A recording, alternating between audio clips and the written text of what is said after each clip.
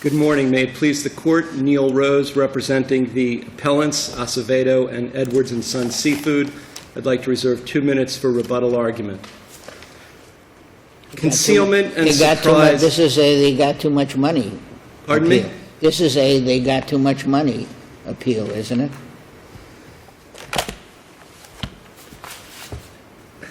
I don't know that I would characterize it like that. I'm sure you would not. But However, it is susceptible of that characterization, is it not? well, both sides are entitled to a fair trial, and we didn't have one. Oh, thank you, Mr. I'm very happy to hear that. Concealment. What case do you have that supports that proposition? Concealment and surprise are the hallmarks of a successful ambush, and that's precisely what we had in this case. The trial court reversibly erred in allowing a fact witness to give expert testimony regarding a 2003 MRI that she was given to review on the eve of trial. Plaintiff never, ever revealed Dr. Christie, an orthopedic radiologist, as an expert witness. Dr. Christie first looked at the 2000. Disclosed her as a fact radiologist, witness. and he is not revealed as an expert witness. That is correct. Disclosed it's as a she, by the fact way. witness, a treating doctor, correct? I'm sorry, Judge? The witness, the doctor, was disclosed as a fact witness and a treating physician. That is correct. All right. You had the opportunity to depose the witness, but you did not.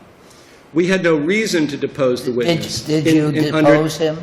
No, first of all, it was a Did you lady. depose him? It was a lady, Judge, but we did not depose. Well, thank you. We did You not had a depose. report, and you had a missing film. Yes, so there was no reason to depose Dr. Christie. But before trial, you were aware that Christie was going to testify about the 2003 MRI, were you not? No. We were aware that she was going to testify about the 2005 MRI that she took, that she used for treatment after the auto So accident. let me ask you then, to put into context the statement that was made by trial counsel at sidebar when Christie testified about the 2003 MRI and compared it to 2005. And at sidebar, defense counsel says, and it starts at page 57, Your Honor, I think I've stated my position. I did speak to counsel about what his intentions were with the doctor. I never expected that there would be a review of these studies and opinions from this doctor. In fact, today I was under the impression that the only thing he was going to elicit was, would you have described your findings as the other doctor did in 2003? I thought that was all I was going to hear. And plaintiff's counsel said that's basically all that she did.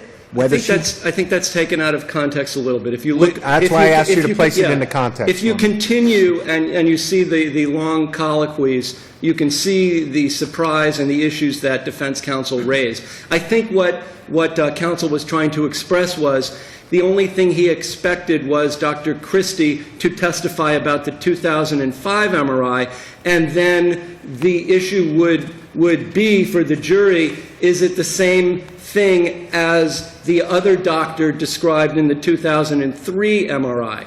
He had no indication that Dr. Christie was going to testify about the 2003 MRI, nor could he have, because she didn't even look at it until the Friday before the Monday of trial.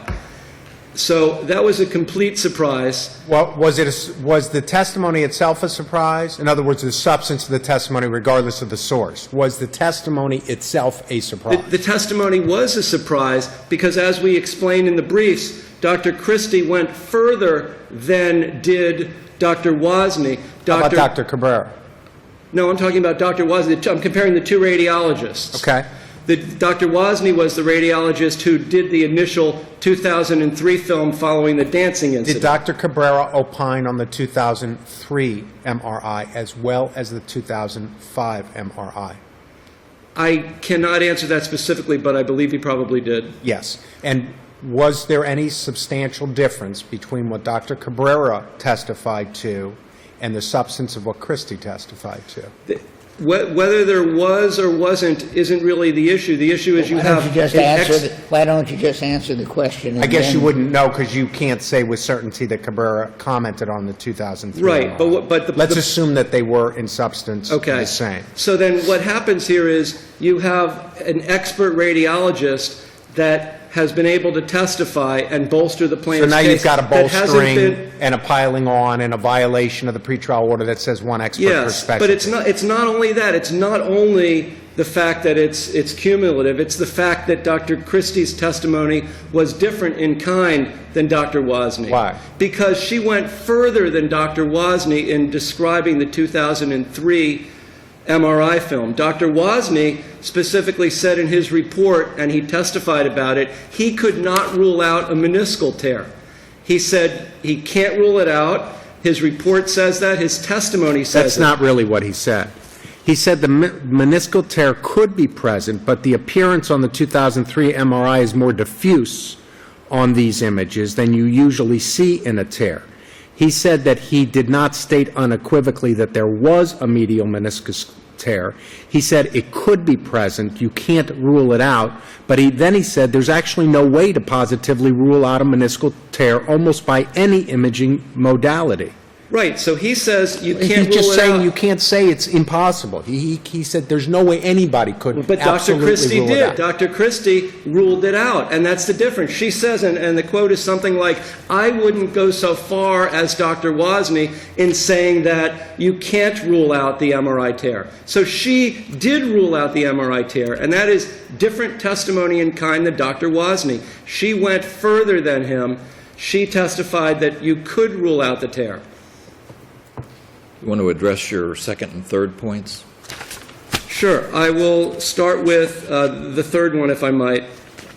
That concerns the standard jury instruction that was given in this case, and we suggest that the standard jury instruction is not in accordance with the law. The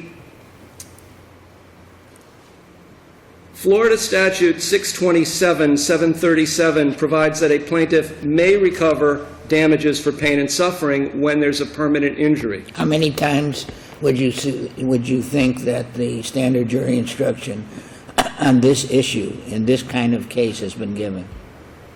Oh, I would say thousands, hundreds, And thousands. nobody, only you, well, I understand that, have come up with this objection, correct? I don't see any reported cases on it, but I believe it is a legitimate distinction. When you have the terms may compared to should, that is a different standard. And if you're telling the jury if there's a permanent injury, Doesn't the jury have If to be... X, then Doesn't it not only be necessary that the instruction be wrong, but that it's likely that the jury was misled by it? yes, and I believe there is a And what was said likelihood in of... final argument? Does anybody argue about may or should?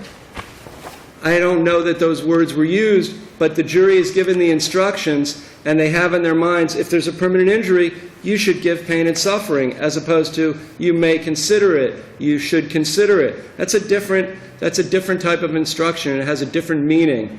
You know, if you tell a child you should do something or you may do something, they have different meanings, and they have different meanings for the jury. And in this case, the standard jury instruction is not in accord with the statutory language. They are different. Don't you think the statute, though, the statute is talking about the right of a plaintiff to recover. The jury instruction is directing and guiding a jury what it should do should it find certain evidence and apply the law correctly. They're two completely different contexts. And the context in which the word may is used in that statute, conveying a right to a plaintiff to recover, and a jury instruction, which is intended to guide the jury and tell them how laws to be applied to facts they find, are so completely different that you're comparing apples and oranges. Let me ask it another way.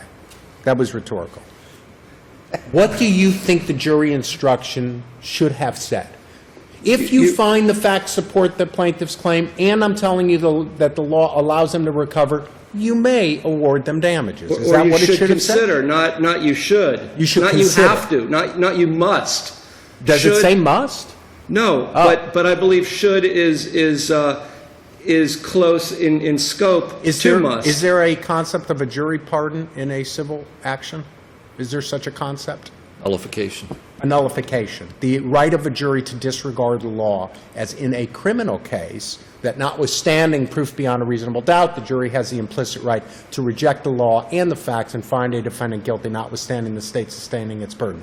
Is there such a concept in the civil law? I don't believe there is, but the jury, even if you have a permanent injury, there are many cases that show the jury does not have to award pain and suffering. Even in the many times, the jury does not award pain and suffering, even in the face of this horrendously misleading opinion, instruction. But Why would they but the misleading instruction doesn't help the matter. How could juries know to do that if they're faced with this misleading instruction that sort of directs a verdict on pain and suffering, as you say? Well, I wouldn't say it quite directs a verdict, but it approaches that when it tells them they should do something. So the approach is reversible error, right? I believe it is. We're approaching error. All right, your third point is the allegedly improper closing argument and the reference to the defense expert. Yes. You have 30 seconds. What the plaintiff did was, the plaintiff first says that Dr. Wender is not believable, and then puts the defense counsel in the same box as Dr. Wender, saying they have to trust each other, they're all together in this. So if you're saying that the expert witness is not credible, is not believable, but that he is... You say you can attack a doctor, but you can't attack a lawyer, right? Yes, the doctor is You can't put a lawyer in the same position as a doctor. No, because you're attacking the credibility of the lawyer. The lawyer didn't testify. The lawyer wasn't a witness. And it's improper to put them in the same box and claim... How much was offered in this case? Pardon me? Was there an offer in the case? I'm not aware of that as an appellate lawyer. I'll reserve whatever time I have remaining We'll give for you a minute rebuttal. on rebuttal.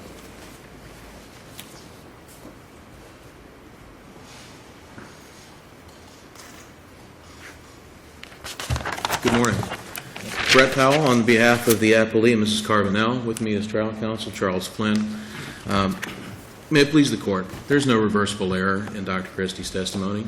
The three things that have to be borne in mind, as the court's already noted, is that Dr. Christie was a disclosed witness and her testimony was known to the defense.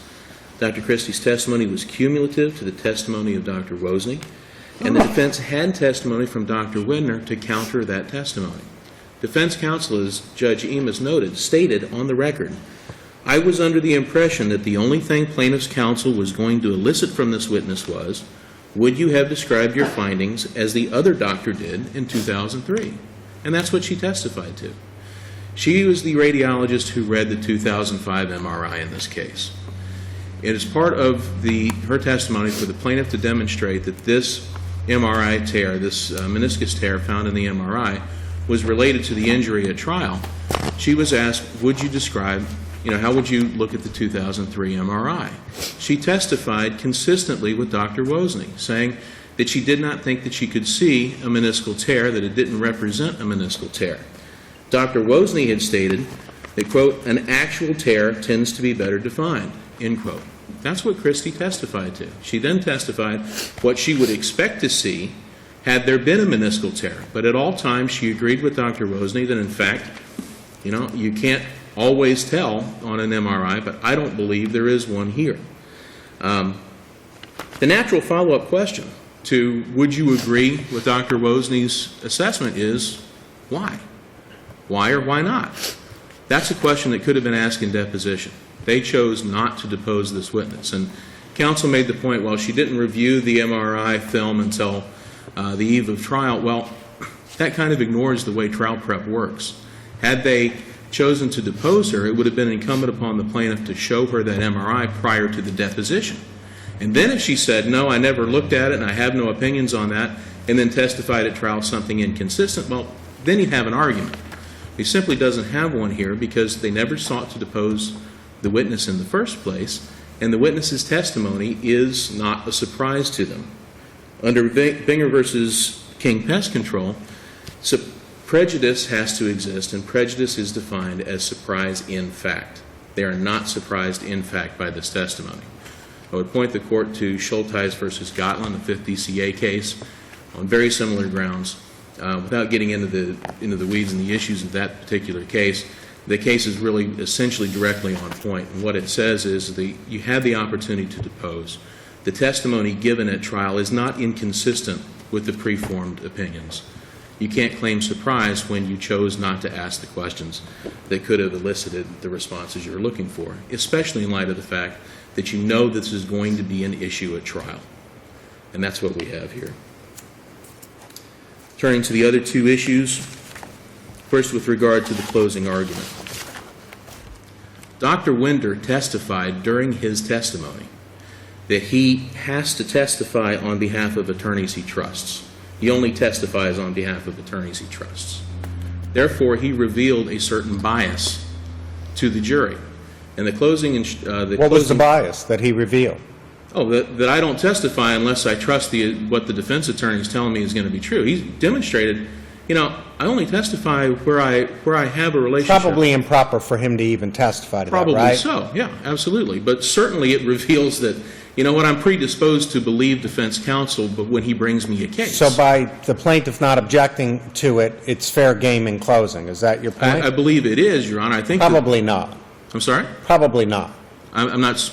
The fact that it was wrong to elicit it Right. doesn't make it right to comment on it in closing, is my point. I'm sorry. In and of itself, no, it wouldn't be, but still, it's a fair comment on the evidence. The statement was made, there's nothing wrong with addressing it, and all he did was address the fact that this is where this witness's allegiances lie. He didn't say anything about defense counsel. There's no attack on defense counsel. He didn't imply that defense counsel was doing anything improper or charge any unfairness there. There's no argument that he was hiding something or trying to sneak something past the jury, all of which are, those are the kinds of things that are basis for this argument. But no such argument was made here. In addition, it was a single passing comment in closing argument, not a big feature of the trial, and certainly not inflammatory. Finally, the standard jury instruction issue. Jury instructions are standard for a reason. They're expected to be correct. They're presumed correct. If the instruction matches the facts of the case, it's presumed to be the proper instruction to give, and judges are often admonished that they deviate from the standard instructions at their peril. Here you have an instruction that clearly fit the case. As Judge Schwartz pointed out, this instruction is given all over the state on a regular basis here. The proposed instruction offered, I would point out, doesn't match the statute exactly either. It says you should, I believe the standard instruction says that the jury should award under certain circumstances. The proposed instruction says should consider awarding under certain circumstances, when the statute says that they may award it. As Judge Emus pointed out, the statute refers to a right of recovery. The jury instruction refers to how one goes about obtaining that right of recovery. Neither one could be said to be exactly matching the law. Neither one's more accurate than the other. They're both the proposed and the standard are permissive language. It doesn't say you must award damages in these cases. Context is everything. Finally, even conceding arguendo that it would be error to give that instruction, there's nothing in the record, zero evidence in the record to indicate that the jury was in any way confused by this instruction. There are no questions being asked by the jury. Are we required to give these damages? There's nothing there. And it's incumbent upon the appellant in this case to demonstrate that the jury was in fact confused by the instruction given. In the absence of that, we cannot say that the trial court deviated from its sound discretion in giving the standard instruction. For these reasons, we request that this court affirm the final judgment. Thank you. Thank you. Rebuttal? Thank you. Dr. Christie was asked at trial, question is, we agree that since you agree with this interpreting radiologist's MRI study, he felt he could not rule out a tear. You see that? It's in the third paragraph of his report. Answer from Dr. Christie. Yes, yes. Me personally, I wouldn't have gone so far as he. So Dr. Christie is testifying that she could rule out a tear. That testimony is different in kind. But even if Dr. Christie's testimony is only cumulative, the Tetrault case and other materials suggest it's very hard to find harmless error in the context of allowing even cumulative expert testimony. This was improper. And to suggest that we're at fault for not taking the deposition in a case where we didn't need to take the deposition... It's not a question of fault. It's a question of reversible error. It's not a question of fault. Well, to suggest that if the allowance of the undisclosed expert testimony is permissible because we didn't... And the difference is I can rule it out and I cannot rule it out. That is one of the differences, but... That's the difference that you're talking about. That's a big difference. Well, except The size is in the eye of the beholder, is it not? except that Wozni says you can never rule it out. Wozni says you can never rule it out, right? Okay, and she says you can. She just said I wouldn't go so far as to say in my report that I That can I couldn't rule it out. Right. So the point is... But you've got to get over the surprise hurdle, is really the first hurdle you've got to overcome before you even get to the issue of whether Well, we it's had no harmful way or of knowing harmless. she even looked at the 2003 report until her testimony.